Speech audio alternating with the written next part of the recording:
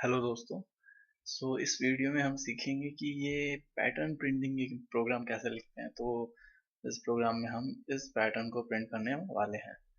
इस pattern print के programme को समझने से पहले हम इसकी एक बार स्ट्रक्चर समझ लेते हैं कि जो हमें पैटर्न प्रिंट करना है वो इस तरीके से है। पहली लाइन में हमें एक स्टार प्रिंट कर रहा है, दूसरी लाइन में हमें दो स्टार, तीसरी लाइन में तीन, चौथी लाइन में चार और पांचवी लाइन में पांच।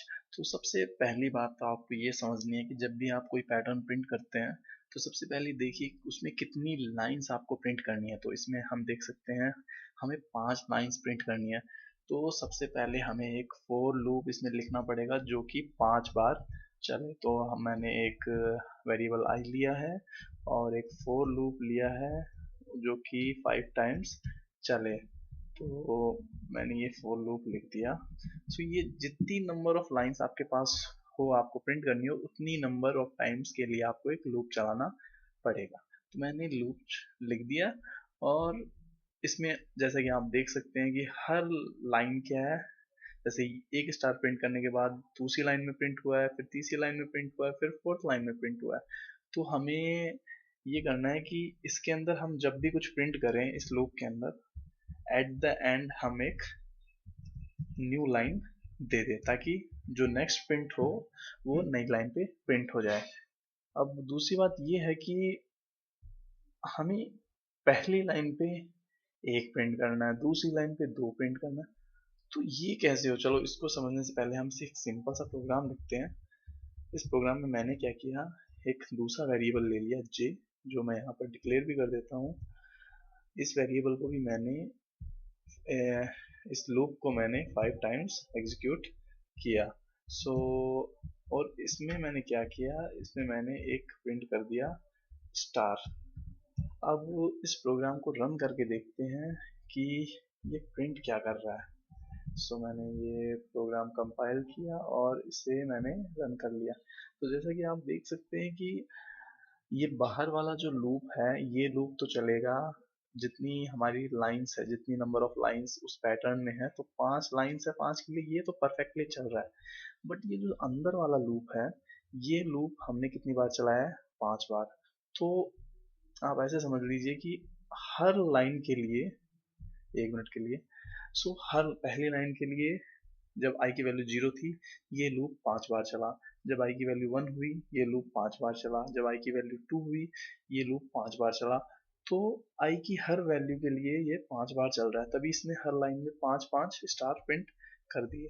अब हम अपना स्ट्रक्चर देखें तो हमें ये पता है जब पहली लाइन हो तो इसमें केवल ये एक बार चले, दूसरी में 2 बार, तीसरी में 3 बार, फोर्थ में 4 टाइम्स।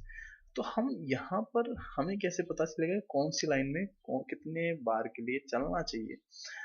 अब देखिए, पहली जब एग्जीक्यूशन होगा उसमें आई की वैल्यू क्या रहेगी, 0। तो यदि हम इस कंडीशन को कुछ ऐसे चेंज करें कि जब ये आई की वैल्यू 0 हो तब ये एक बार चले, जब आई की वैल्यू 1 हो जब ये 2 बार चले, जब आई की वैल्यू 2 हो तब ये 3 बार चले। तो मैंने क्या किया, मैंने एक सिंपल सी कंडीशन लगा दी, ये j less than equal to I. तो इससे हुआ क्या, पहले से समझते हैं। तो i की जब वैल्यू 0 होगी पहली बार में, तो i जो 0 है, जो 5 से छोटा है, तो हम इसकी बॉडी के अंदर आ जाएंगे। अब इसकी बॉडी के अंदर एक और लूप लिखा हुआ है, तो वो लूप क्या है, j की वैल्यू को 0 से इनिशियलाइज कर रहा है। और j की वैल्यू यदि i से छोटी है या फिर बराबर है, तो i की वैल्यू स्टार्टिंग में 0 थी, और जो ये j की वैल्यू, जो पहली वैल्यू है वो 0 है, तो 0 0 के बराबर है, एक स्टार प्रिंट हो जाएगा। और j की वैल्यू जब इंक्रीज होगी तो j की वैल्यू 1 होगी, 1 0 से छोटा नहीं है, तो ये बाहर आ जाएगा, नई लाइन प्रिंट हो जाएगी, न्यू लाइन में हम आ जाएंगे।